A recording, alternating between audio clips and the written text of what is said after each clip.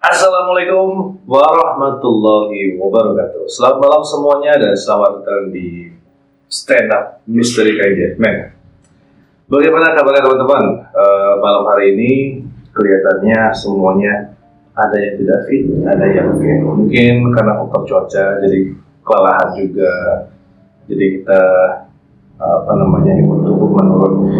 Semoga teman-teman yang sedang sakit diberikan kesehatan kembali lahir dan batin. Amin. Nah, malam hari ini pembahasannya cukup menarik karena saya mengambil dari beberapa komen yang masuk di Stand Up Mystery. Ada yang membahas tentang A, B, C, D, itu menarik banget. Komen-komenan dari teman-teman di setiap video Stand Up Mystery ini sangat membantu dan memotivasi saya untuk membuat sebuah cerita atau membahasnya kembali di konten selanjutnya. Nah,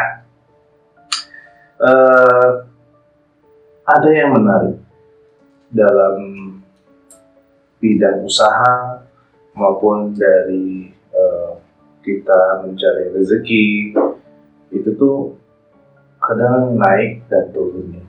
Nah, kalau misalnya itu difaktorkan karena memang belum rezekinya, insya Allah saya yakin pasti teman-teman semuanya ikhlas. Tapi kalau misalnya ternyata ini dikarenakan faktor goib atau faktor spiritual, nah saya yakin teman-teman juga pasti, saya nggak nyaman, saya nggak suka kalau diganggu ketika usaha, sehingga berdampak menutup rezeki atau segala macam. Kita tahu bahwa kalau untuk rezeki itu memang sudah ada yang ngatur ya. Jodoh, maut, rezeki itu semua sudah diatur, sudah ada suratannya. Tapi ada beberapa orang yang menggunakan satu energi untuk menyakiti atau merugikan orang lain. Mungkin motifnya didasarkan rasa benci, iri, atau dia sakit hati dan segala macam, sehingga kebanyakan orang mengambil jalan pintas untuk melakukan sesuatu yang merugikan orang lain.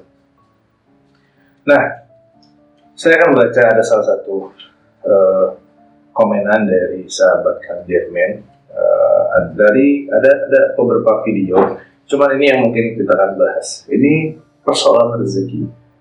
Jadi ini kiriman dari Hasan Asidikin ya. Dia memberikan komen seperti ini. Kang, bahas soal rezeki pasti banyak yang minat, dan persoalan gangguan goib saat usaha atau kerja bang.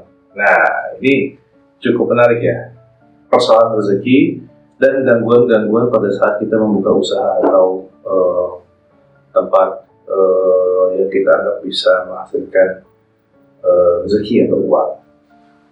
Nah, kita akan bahas dulu mengenai rezeki ya. Teman-teman, kalau misalnya rezeki itu istilahnya itu susah-susah gampang ya. Dibilang susah terkadang gampang, dibilang gampang terkadang susah. Nah, tapi kalau misalnya ingin mempercepat atau menderaskan rezeki itu ada banyak caranya, banyak triknya. Di dalam agama Islam pun diterapkan banyak hal untuk membantu meluaskan rezekinya.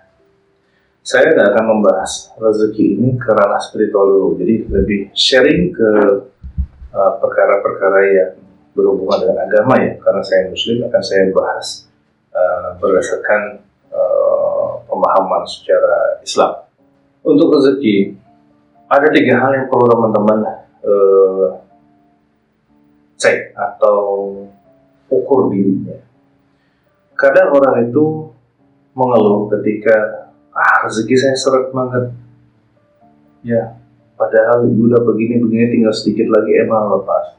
Lalu dia menyalahkan siapa? Menyalahkan Sang Pencipta, menyalahkan Allah, menyalahkan semuanya, menyalahkan Tuhan, orang sekitar segala macam. Padahal ternyata kebiasaan yang dia lakukan itulah yang membuat seret rezekinya.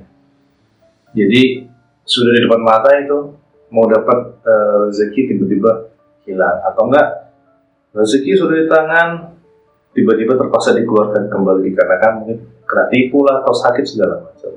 Nah ini sangat-sangat berbahaya jika teman-teman mengalami hal ini dan tidak cepat-cepat untuk memperbaiki diri, maka akan seterusnya akan terjerumus pada yang namanya talbis iblis atau lingkaran-lingkaran setan. Nah, rezeki ada 3 hal yang mungkin teman-teman harus cek di diri saya, ada nggak masuk ke dalam hal ini. Yang pertama, untuk muslim dulu ya. Saya akan bahas secara muslim, karena secara umum itu teman-teman bisa bandingkan dengan pemahaman yang masing-masing. Yang pertama itu adalah ibadah atau sholatnya. Ya. Yang kedua, dia melakukan dosa-dosa besar seperti berzina atau hal-hal lain, tapi yang utama berzina. Yang ketiga, orang tua. Nah, 3 hal ini ya. Ketika ketiga hal ini teman-teman tidak melakukannya, maka insya Allah rezeki lancar. Tinggal masalah waktu. Tinggal masalah waktu. Terkadang ketika 3 hal ini teman-teman tidak melakukan, tapi rezekinya masih seret. Sebenarnya itu ada, tinggal caranya kita menjemput itu yang perlu kita berpikir. Karena rezeki itu perlu dijemput. Kalau kita diam, tidak akan datang. Harus dijemput dengan cara apapun, kerja, usaha, ya itu insya Allah akan terus berkembang. Tapi kalau teman-teman melakukan 3 hal ini, khususnya untuk sholat, tidak pernah sholat misalnya, atau dia suka atau gemar berzina, terus ketiga dia durhaka ke orang tuanya, ini yang paling banyak terjadi di masyarakat. Bahkan ada beberapa pasien saya, ketika saya tanya, ada nggak kamu berhubungan di salah satu aja 3 ini? Ada, saya suka berzina. Nah, disitulah letak kunci tertutupnya keberkahan dan pintu rezeki. Lalu gimana caranya? Yang pertama, sebagai muslim udah harus taubat dan nasuha, udah jelas harus taubat, meninggalkan perbuatan itu. Yang kedua, berniatnya meninggalkan karena Allah. Karena ridha Allah dicabut, rahmat Allah dicabut, keberkahan Allah dicabut. Jadi sehingga dia mentok mau kesana kesini, akhirnya keliling hutang dan segala macam. Jadi tidak ada jalan keluar untuk itu. Ketika dia bertobat, dia beribadah karena Allah, sudah mulai langsung kan aneh banget loh. Tiba-tiba saya dapat proyek untuk titik-titik lah melakukan sesuatu hal dan berhasil. Dia dapat rezekinya. Nah saya bilang, nah itulah salah satu kuncinya. Setelah beberapa bulan ya, dia istiqomahkan untuk tidak melakukan perbuatan itu. Dan yang paling utama dari semua itu adalah menjaga sholatnya, ibadah kalau muslim. Kalau misalnya tidak pernah sholat, terus dia rezeki seret, ya udah pasti, karena dia sibuk mencari rezeki ke sana ke sini, ya di dunia ini, sehingga dia melalaikan sholat dikarenakan mencari rezeki, sedangkan dia meminta rezeki kepada yang maha memberi rezeki. Itu gimana ceritanya? Dia sibuk nyari rezeki, dia nggak sholat, sedangkan sholat itu berhadapan sama yang maha pemberi rezeki. Gimana mau ngasih? Sedangkan kamu beribadah kepada Gusti tidak gitu kan, seperti itu. Nah ini dari pemasaran. Kemudian orang tua, barang siapa yang menelantarkan orang tuanya, menelantarkan ibunya atau bapaknya, jangan harap dia dapat keberkahan dari Allah. Ketika orang tuanya atau ibunya berucap aja dari kesedihan hatinya, berucap mohon doa kepada Allah, ya Allah anak saya kok tega kepada saya, itu langsung diperintahkan malaikat untuk mencabut semua rezeki, tutup semuanya. Karena apa? Allah Subhanahu wa Ta'ala sangat-sangat malu jika tidak mengabulkan atau jika Allah membiarkan seorang ibu itu terluka hatinya. Nah, makanya kesuksesan seorang anak itu akibat karena adanya doa orang tuanya, ibu khususnya. Ketika ibunya bangun malam menangis, ya Allah anak hamba ini, Allah semua jadi orang-orang yang berguna. Allah tuh malu kalau tidak mengabulkannya. Ini langsung diturunkan malaikat pemberi rezeki, luaskan rezeki anak ini. Walaupun dia anak ini nakal segala macam, kata luaskan. Karena apa? Ibunya yang minta langsung. Nah ini Masalah rezeki itu penting banget. Nah, baru bicara secara spiritualnya, caranya pada pakai doa ini. Kalau 3 hal itu tidak lakukan, untuk menarik rezeki kita pakai doa, pakai asma, pakai segala macam. Kita ikhtiarkan pakai ini itu segala macam, itu akan naik rezeki dengan seluas mungkin ya. Karena apa? Allah ridho, Allah berkah. Keren banget. Saya sering melakukan ini dulu. Ketika saya mohon ridho kepada ibu saya, Bu, tolong doain. Ibu ridho kan kalau saya bisa sukses. Iyalah, segala doain ya. Ini mau ada proyek. Didoain sama mama. Sudah ibu saya atau mama saya sudah kasih izin dan mendoakan. Saya bangun malam, setelah sholat malam, saya keluar di sepertiga malam. Itu ada satu embun yang turun pertama kali ke dunia. Saya lupa nama embunnya itu apa. Itu kerasa kok di telapak tangan. Jadi di sepertiga malam itu kita keluar, tadahkan tangan seperti ini. Tadahkan tangan, itu turun, embun itu akan terasa ke telapak tangan. Langsung berdoa, ya Allah, lancarkanlah rezeki hamba ya Allah, mudahkanlah urusan hamba ya Allah. Atau nggak doa ini, Rabbi firli warhamni wajiburni warfa'ni warzuqni wahdini wa'afini wa'fu'ani. Itu satu doa yang lengkap banget. Berdoa seperti itu sambil nangis boleh, tapi bukan meminta, tapi mengagungkan Allah. Sebagai muslim ya, kita nggak perlu minta apapun. Allah tahu karena Allah maha mencukupkan. Allah maha mencukupi kita ya dari segala kekurangan kita. Kita terus memuji Allah, usapkan ke wajah, ke salat seluruh tubuh. Insya Allah itu pintu rezeki itu seperti keran yang dibuka, ngalir deras. Tinggal siapkan wadahnya yang tidak meluber kemana-mana. Wadah itu penuh, kasihkan ke orang lain. Wadahnya penuh lagi, kasihkan ke orang. Jangan ditampung sendiri, meluber kemana-mana. Artinya, ketika dapat rezeki, bersedekahlah teman-teman. Cari saudara-saudara kita yang sulit, bibi kita yang janda atau siapapun yang anak yatim, cari. Jadi jangan sampai diam. Ketika kita makan enak, pikirkan saudara saya susah itu makan enak gak ya? Panggil, kamu ada kesulitan apa? Karena rezeki yang kita tampung itu meluber. Jangan sampai dianggap Allah sedang membazir, udah kecilkan kerannya. Wah, itu kan lebih gak enak. Digedein kerannya, rezekinya ngalir, ditampungnya banyak, gak cukup kasih ke orang lain semuanya. Ya, jadi Allah mencukupi rezeki kita. Nah itu mengenai rezeki ya. Itu dulu pondasinya. Jangan sampai pondasinya nggak ada, teman-teman bermain jin, bermain pesugihan, habislah. Ya nggak akan bertahan lama, penyakit. Dapat uang banyak, penyakitnya operasi lebih banyak dari uang yang didapatkan. Dapat uang sekian ratus juta, tiba-tiba kena tipu.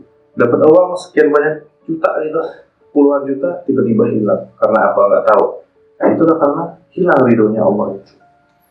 Jadi nggak kemana-mana uangnya. Bisnis gede, tapi nggak jadi apa-apa. Sedangkan bisnis kecil bisa beli ini, beli itu segala macam sesuai dengan kebutuhan dia. Nah, baru setelah fondasi kuat teman-teman, barulah teman-teman mengarah kepada diikhtiarkan pakai keilmuan apa, pakai asma apa segala macam. Insya Allah akan cepat itu, bangkitnya cepat. Tidak peduli mau kita pengangguran mau apa segala macam, lakukan hal ini insya Allah. Ya istiqomah kan nggak ada yang instan. Walaupun teman-teman saya udah taubat kan 1 bulan nggak ada hasil. Nah, yang namanya istiqomah itu adalah kita terus sabar, kita terus ikhlas beribadah, dia memperbaiki diri, nggak niat macam-macam. Yang penting Allah tidak menganggap kita sebagai umat yang laknat, itu udah luar biasa. Nanti akan Allah cukupi. Ini versi saya untuk rezeki. Nah, kemudian kita masuk ke bab selanjutnya. Ini ada tentang tempat usaha yang ditutup ya. Nah, banyak kejadian juga di masyarakat. Bahkan pasien saya beberapa kali, bahkan ada satu nih baru-baru ini, dia punya usaha material ya, material bangunan ya. Sebegitu besarnya di pinggir jalan, orang nggak melihat loh, kelewatan terus. Kelewat terus, bahkan ada yang dia tutup segala macam. Nah, tahu nggak apa yang terjadi? Ada satu sosok jin besar yang menutupi tempat itu. Nah, jin ini memang satu spesies jin yang sama. Jika teman-teman ingin melakukan, jika ada orang lain yang ingin melakukan sihir menutup tempat usaha orang, pasti akan pakai jenis jin ini. Dan ini biasanya ada di gunung-gunung. Ya, makanya nggak sembarangan orang bisa membawa jin ini untuk menutup usaha orang. Bahkan tidak hanya menutup usahanya, orang di dalam itu bisa terpecah belah gitu. Karena bisa jadi perceraian dan segala macam, karyawan tidak betah dan segala macam. Nah, sihir ini atau jin ini biasanya akan dihantarkan melalui satu media, bisa tanah, kuburan, bisa pasir dan segala macam yang dilemparkan. Kemudian kadang ada yang ditanamkan juga di depan tempat usaha. Nah, sehingga dalam waktu 1-2 hari itu mulai bereaksi keluar, menutupi, jin itu menutupi. Jadi seperti dipeluk sama dia. Nah, seperti dipeluk sama dia. Nah, salah satu cara yang mungkin teman-teman antisipasi, teman-teman bisa siapkan satu media daun pisang itu, atau daun sirih juga. Daun pisang dia lebih enak. Daun pisang itu siram dulu atau rendam dulu dengan daun pisangnya masih ada batangnya itu ya. Rendam dulu dengan air yang sudah dicampurkan garam kasar. Nah, lalu teman-teman bacakan surat Al-Kahfi ayat 1-10, lanjut surat Al-Falaq, Al-Ikhlas, An-Nas, dan ayat Kursi masing-masing 1 kali atau 2-3 kali. Setelah dibaca itu diniatkan dulu untuk menghancurkan semua bangsa jin yang mengganggu di tempat usaha. Sebutkan jenis usahanya, terus alamatnya di mana. Habis itu tiupkan ke air. Nah, nanti si daun pisang itu dipukul-pukulkan di semua bagian yang ada di depan toko, mulai dari etalasenya, pagarnya, segala macam dipukulkan. Ini dilakukan tengah malam, jam 12 malam. Dan sisanya itu air yang masih ada itu siramkan ke depan toko. Itu insya Allah jin itu akan pergi. Izin Allah akan pergi dengan sendirinya karena hawanya panas. Nah, mulai akan terasa 1-2 hari itu orang baru lihat, oh ternyata toko ini. Jadi ini salah satu cara yang memang banyak spiritualis gunakan. Keefektifannya itu tergantung bagaimana doa dari teman-teman sendiri. Jadi kalau misalnya teman-teman berdoa, fokuslah berdoa membuat media ini, jangan sampai pikirnya bercabang kemana-mana. Nah, fenomena toko ditutup atau tidak terlihat oleh customer atau pelanggan ini menjadi sesuatu yang memang hal yang menakutkan bagi seorang pengusaha, karena banyak yang bangkrut gara-gara ini. Tapi jangan khawatir teman-teman, jika teman-teman dizolimi dengan cara ini, ya mohon berdoa. Kalau sebagai orang muslim, berdoa kepada Allah, ya Allah, mohon digantikan usaha yang lebih berkah. Nah, itu nanti akan rezekinya itu ada untuk mengganti usaha yang baru. Biarkan toko itu kalau usaha itu tutup dikarenakan sihir, itu akan kembali atau balik ke orang yang mengirimkan sihir itu. Jadi teman-teman jangan khawatir, tetap semangat. Fenomenanya akan selalu ada. Tinggal bagaimana cara kita menyikapinya dengan ibadah. Jadi jangan dilawan lagi dengan jin. Jin itu pergi, jin yang baru malah akan mengganggu. Nah, itu yang teman-teman harus bisa pahami ya, sharing dari saya ini. Dan terima kasih juga yang sudah mengirimkan komentar tadi, sehingga bisa dibahas di episode kali ini. Oke, itu saja mungkin. Saya Ninja Admin, terima kasih sudah menyaksikan Stand Up Mystery. Assalamualaikum warahmatullahi wabarakatuh.